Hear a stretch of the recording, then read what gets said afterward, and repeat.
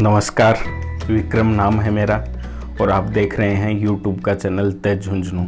आप सभी का बहुत बहुत स्वागत है। आज हम बात करने वाले हैं राजस्थान के मुख्यमंत्री से जुड़े कई उन किस्सों की जो आपसे अनसुने रह गए या आपको पता नहीं है। शुरू करते हैं उनकी जन्म से। अशोक गहलोत जोधपुर के एक सामान्य परिवार में जन्मे। उनके पिता स्वर्गीय लक्ष्मण सिंह एक जादूगर थे जो घूम घूम कर जादू दिखाया करते थे। अशोक गहलोत भी उनके साथ रहते थे और वो कई स्टेज पर भी जादू दिखाते थे। अशोक गहलोत पढ़ाई में ठीक ठाक थे और उनका जीवन भी वैसा ही चल रहा था जैसा अमूमन सबका होता है। 12वीं क्लास के बाद उन्होंने आगे की पढ़ाई के लिए जोधपुर के जय नारायण व्यास विश्वविद्यालय में प्रवेश ले लिया।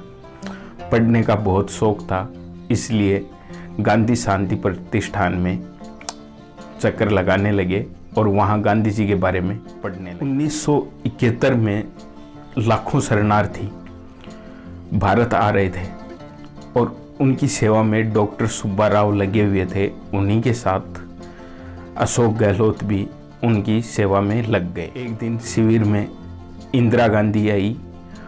उनकी नज़र आज के मुख्यमंत्री श्री अशोक गहलोत के ऊपर पड़ी और उन्हें देखकर इंदिरा गांधी ने कहा, ये लड़का मेहनती लगता है, और अशोक गहलोत से बात की, कहा कि कांग्रेस ज्वाइन कर लो और वहां आकर काम करो। उस समय अशोक गहलोत की उम्र 20 वर्ष थी और अभी चुनाव लड़ने लायक उम्र होने में 5 साल बाकी थे। अशोक गहलोत खुद को मांझने के लिए वर्धा चले गए और वहाँ गांधी आश्रम में रहे। घर लौटते तो गांधीवादी हो चुके थे। सूरज डूबने से पहले खाना खाने लगे और खद्दर पहनने लगे। अशोक गहलोत ने 1972 में बीएससी की पढ़ाई पूरी की। रोजगार नहीं था, इसलिए घर वालों ने जोधपुर से 50 किलोमीटर दूर पिपाड़ में खाद बीज की दुकान अशोक गहलोत को खुलवा दी। वो वहाँ बैठने लगे, लेकिन वो धंधा नहीं चला तो अशोक गहलोत वापस घर आ गए। आगे की पढ़ाई करने का मन बनाया और एक बार फिर यूनिवर्सिटी में प्रवेश ले लिया।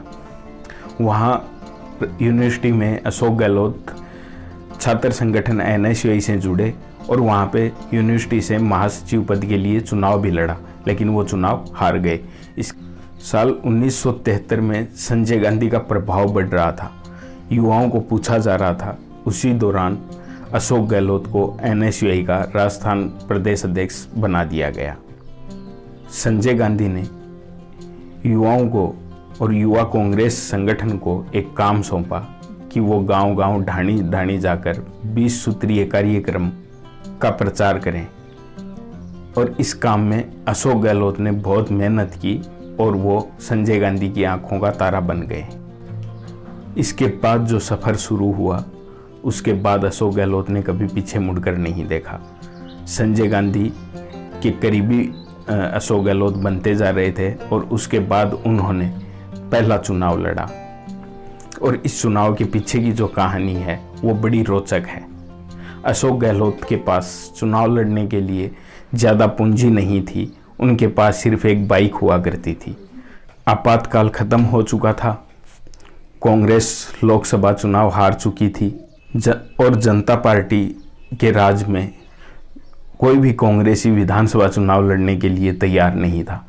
इस मौके को भांपकर अशोक गहलोत ने जोधपुर की सरदारपुरा विधानसभा सीट से चुनाव लड़ने का मन बनाया और संजय गांधी से नज़दीकी के चलते कांग्रेस की टिकट भी ले आए। चुनाव लड़ने के लिए उनके पास पूंजी नहीं थी, उनके पास सिर्फ एक बाइक हुआ करती थी। अशोक गहलोत ने चुनाव लड़ने के लिए अपनी बाइक को कुर्बान कर दिया। उन्होंने 4000 रुपये में अपनी बाइक बेच दी और वहाँ से चुनाव लड़ा। चुनाव में प्रतिद्वंदी थे जनता पार्टी के माधो सिंह। इस चुनाव में अशोक गहलोत की बोहनी खराब हो गई। वो माधो सिंह से 4329 वोटों से चुनाव हार गए। केंद्र की जनता पार्टी सरकार हिचकोले खाते 3 साल भी पूरे नहीं कर पाई और 1980 में नए सिरे से चुनाव हुए, जिसमें संजय गांधी ने अशोक गहलोत को जोधपुर लोकसभा सीट से टिकट दिया। इस चुनाव की या इससे बाद की जो कहानी है वो आप लोगों के लिए अगले एपिसोड में। तो चैनल को लाइक और सब्सक्राइब ज़रूर करें। तो कैसी लगी हमारी कहानी, और अगर आपको अच्छी लगी हो या आपको जो कमियां नज़र आई हों वो आप हमें कमेंट करके ज़रूर बताएं, जिससे हम सुधार कर सकें। और ऐसे ही वीडियोज़ के लिए आप हमसे जुड़े रहें। हम ऐसे ही रोचक और अनसुने किस्से आपके लिए लेकर आते रहेंगे। धन्यवाद। मिलते हैं अगली कड़ी में।